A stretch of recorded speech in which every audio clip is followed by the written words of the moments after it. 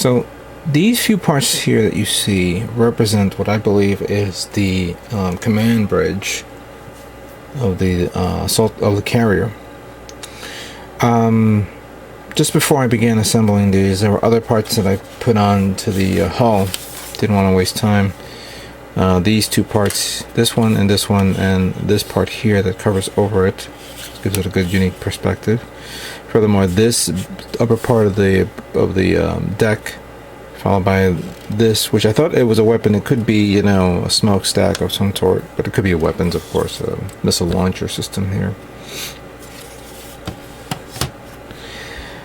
But moving on to the to this, we're going to assemble the bridge, and we have a couple of parts. There are a couple of parts here that definitely needs to be glued. So I want to make sure I cover this aspect of the kit.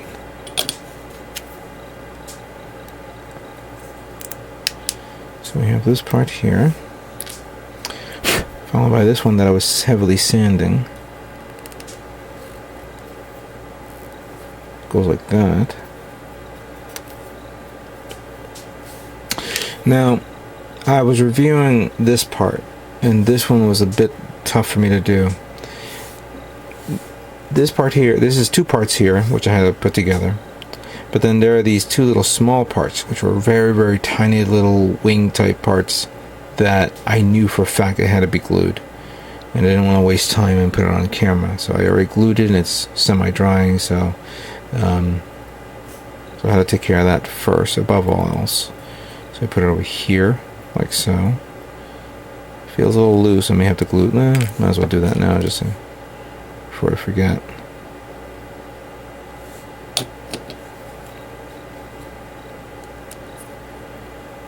There we go. So that's done. Then we have this part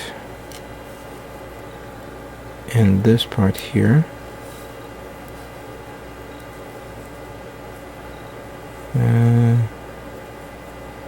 Okay. And the front part of this. Or is it this way?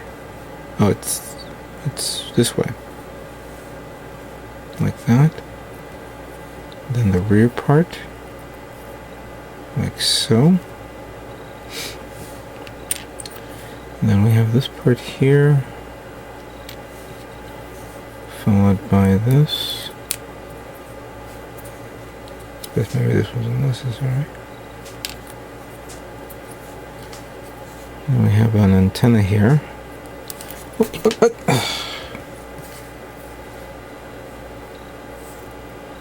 a good catch. Yeah, this one definitely needs to be glued.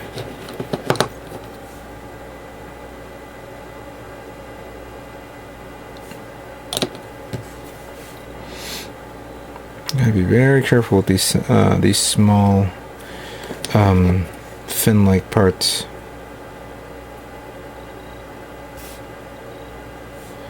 They're far more thinner than what you normally find in on a master grade or a high grade. There we go. Oh, and I guess I need this. It goes like this here, followed by this one over here. So it looks like that. And then finally we have this that goes right there.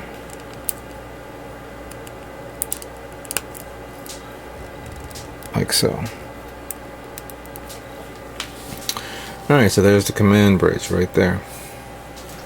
And I might as well show this off side by side comparison of the original command bridge.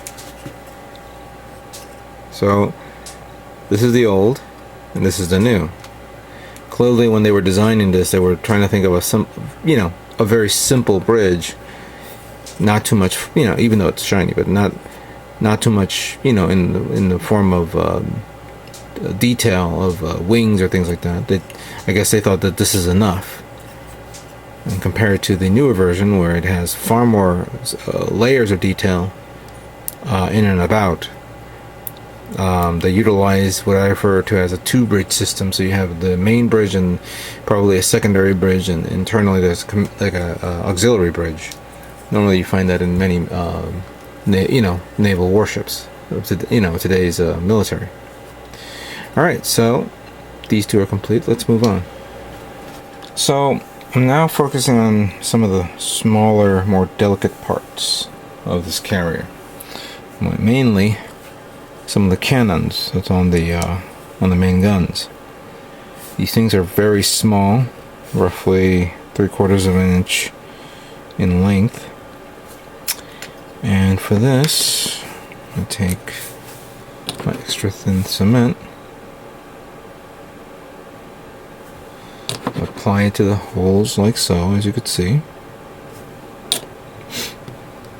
I could probably use the this, but this one's actually easy. Put them in like that, like that,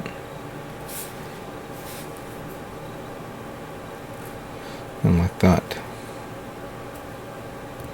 So that's what the main guns would look like with the turrets. So you get 1, 2, 3, 4 of these turrets with barrels, and you get 1, 2, 3, 4 of these smaller turrets with barrels. And mind you, these smaller turrets are a pain in the ass to put on.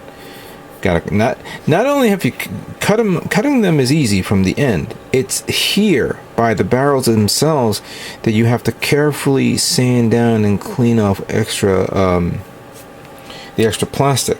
Even using this better clippers and make sure it's nice and flush to snip it off, you still have a little bit of a residue. And using various types of sanding paper and sanding sponges, I had to apply it pretty well. So those are, this took me a while, but I was able to get it done.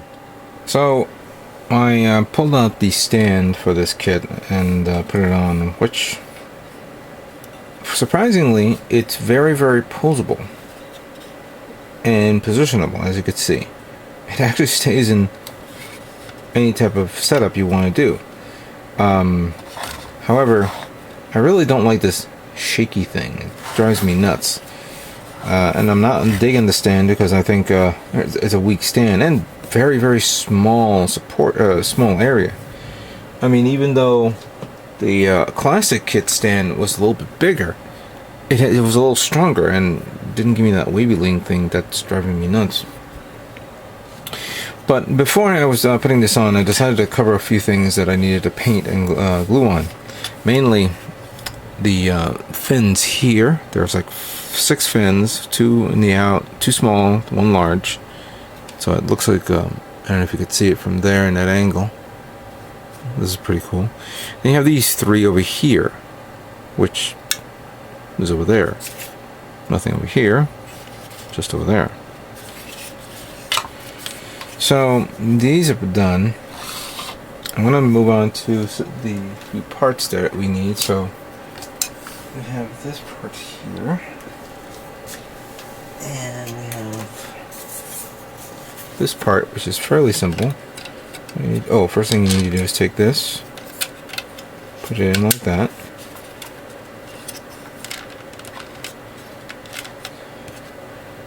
And then close this up, like so.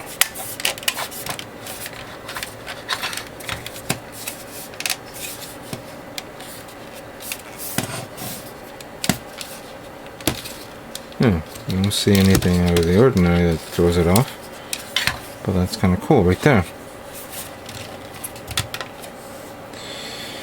Now you have your choice between a standard flight deck, as you can see there, or the weaponry deck, where you can take all the weapons. As you can see here, you have these 2 medium turrets. I'll refer to them as medium turrets. I'll put them on right now. Actually, before I stick these on, let me take them off. So we have these two larger ones, and then these two smaller ones that go in here. Now, unlike the classic kit, this does not have the gimmick where you can actually take the the flight deck, open and close it to expose these type of features. I'm a bit surprised that they couldn't do that, because this is fairly a larger kit. The kit's far bigger than the original classic kit. This one doesn't want to stay on. I guess I have to glue that later on. There we go. So this would look like that, as you can see. We have the back part here, which are the signature fins that's on. Remember the classic one had 4 of these, so this has the 4 in the back as well, but a little bit more thinner and streamlined.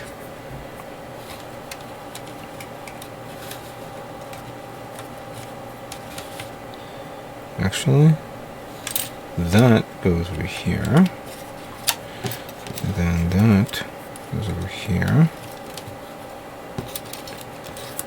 followed by this and this. And since the other stuff is dried and cleared up, I really don't like this. Stop doing that. Alright, never mind. So let's put this turret here, this turret here, that turret here,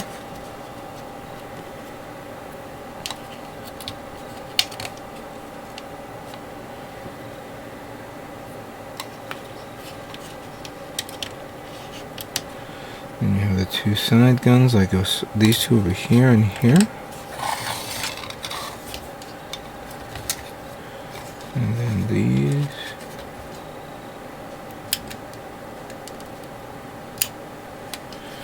I gotta be careful with these turrets, with these gun barrels. They tend to move around a lot. And then the last part like this. Yikes.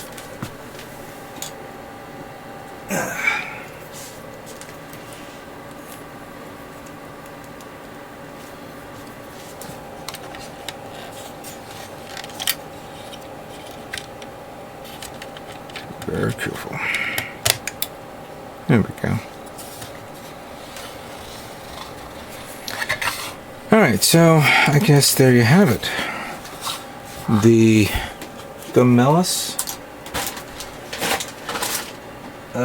Gamelis Astro Battleship Carrier Darloid, or the Dessler Command Assault Carrier, as I like to refer to it, is now complete. And wow, this is really nice. Very nice. Let's pull out the other carrier so we can put it side by side. So we have this. And since I took these parts off, I might as well put them back on again so we can do a side by side comparison.